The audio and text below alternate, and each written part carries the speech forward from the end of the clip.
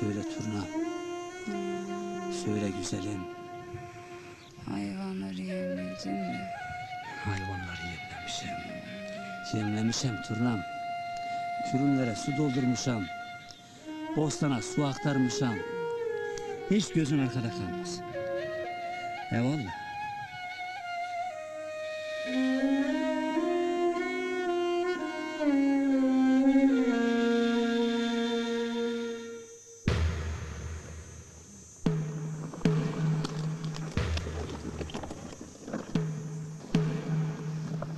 İyileşeceksin Turnam.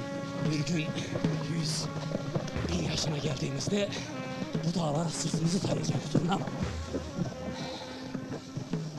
Belki çocuklarımız olacak. Bizi çocuklarla anlatacaklar. Dayan Turnam, şimdi yaşama zamanı. Biz neler gördük Gezi'den. Bu dağlara mı yenilecek he? Biz bu dağlara ne yaptık ki? Ağaç diktik, gölgesinde yatsın diye. Toprağı sulamadık mı? Yeşersin hayat bulsun diye. Hele şu dağı açtık mı? Yol kolaylaşıyor.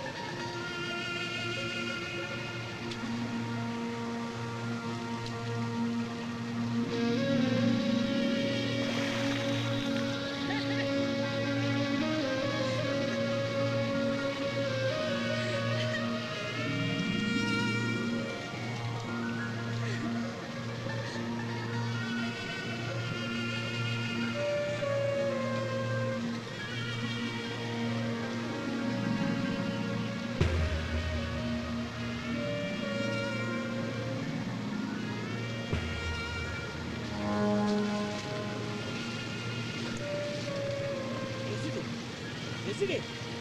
Nesine? Nesine? Nesine?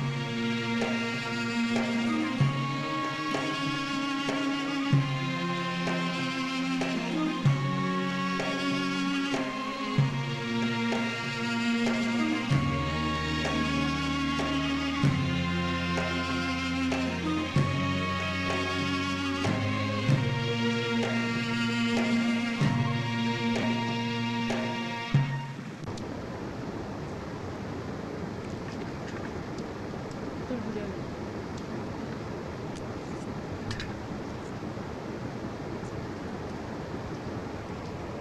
Haydar'ım,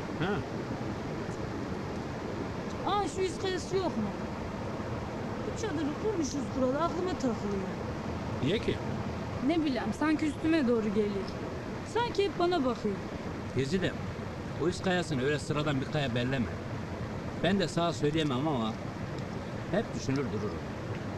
Hani o 7 Yaman kardeşler var ya, He. işte o kardeşlerden biri bu yatırda yatmak. Bu 7 Yaman kardeşlerin babaları puta taparmış. Ama hiçbir kardeş puta tapmayı kabullenememişler. Bir gün babaların olmadığı bir zamanda putları yerle bir etmiş, hep kırmışlar. Sonra babaları bir gün çıka gelmiş, hepsini de öldürmüş. Putları kabullenmeyen halk bu 7 kardeşi 7 kahraman ilan etmiş. İşte o gün bugündür bunlara 7 Yamanlar derler. Hem bu kaya her yerden görülür.